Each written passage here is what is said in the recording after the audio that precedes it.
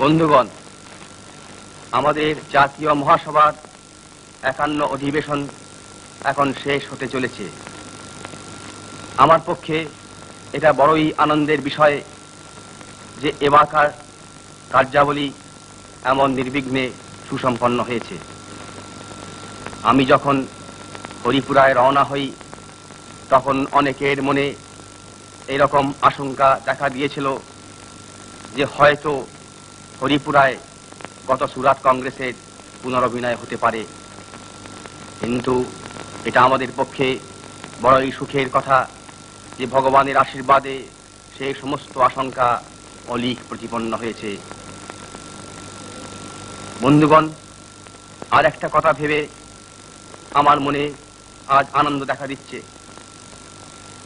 এখানকার অভ্যর্থনা সমিতি সর্দার বল্লভভাই প্যাটেল মহাশয়ের পরিচালনায় যেভাবে কাজ করেছেন এবং যেভাবে আমাদের জন্য সমস্তই ব্যবস্থা সুবন্দোবস্ত করেছেন, এটা আমাদের পক্ষে বড়ই আনন্দের বিষয়। তাই তাদের নিকট আমি আমাদের অন্তরের কৃতজ্ঞতা জানাতে চাই। এতদ ব্যতীত এখানকার স্বেচ্ছাসেবক ও স্বেচ্ছাসেবিকারা যেভাবে অক্লান্ত পরিশ্রম করে আমাদের সেবা করেছেন তাতে আমরা তাদের কাছেও কৃতজ্ঞ। সর্বোপরি এটা আমাদের পক্ষে পরম আনন্দের এবং গৌরবের বিষয় যে মহাত্মা গান্ধী এখানে সশরীরে উপস্থিত থেকে তার আশীর্বাদ ও প্রেরণা আমাদের দিয়েছেন। বিজ্ঞান আমাদের কাজে সহায়তা এখানে করেছে এবং আমি আশা করি যে ভবিষ্যতে আমরা আমাদের প্রচার কার্যে ফিল্ম এবং রেডিও সাহায্য আরো বেশি নেব। সর্বশেষে আমি আপনাদের কাছে আমার অন্তরে নিবেদন জানাতে চাই।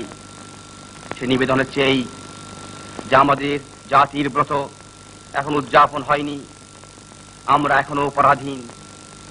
এ বিষয়ে কোনো সন্দেহ নেই যে স্বাধীনতার পথে আমরা অনেক দূরে গিয়েছি, কিন্তু তথাপি দুঃখের সঙ্গে এবং লজ্জার সঙ্গে স্বীকার করতেই হবে যে এখনো ভারতবর্ষে পূর্ণ স্বরাজ স্থাপিত হয় নাই।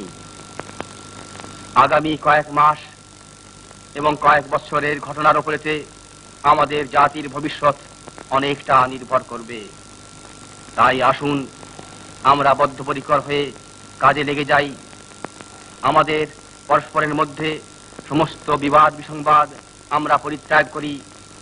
আমরা সকলে এক প্রাণ হয়ে দেশের সেবায় আত্মনিয়োগ করি এবং স্বাধীনতা লাভের জন্য অগ্রণী হয়ে আমরা আমার সামনেই চলি। বন্ধুগণ, আমরা সকলে দাস হয়ে জন্মেছি। আসুন আমরা সংকল্প করি যে আমরা মরবার পূর্বে স্বাধীন হব। বন্দে মাতরম।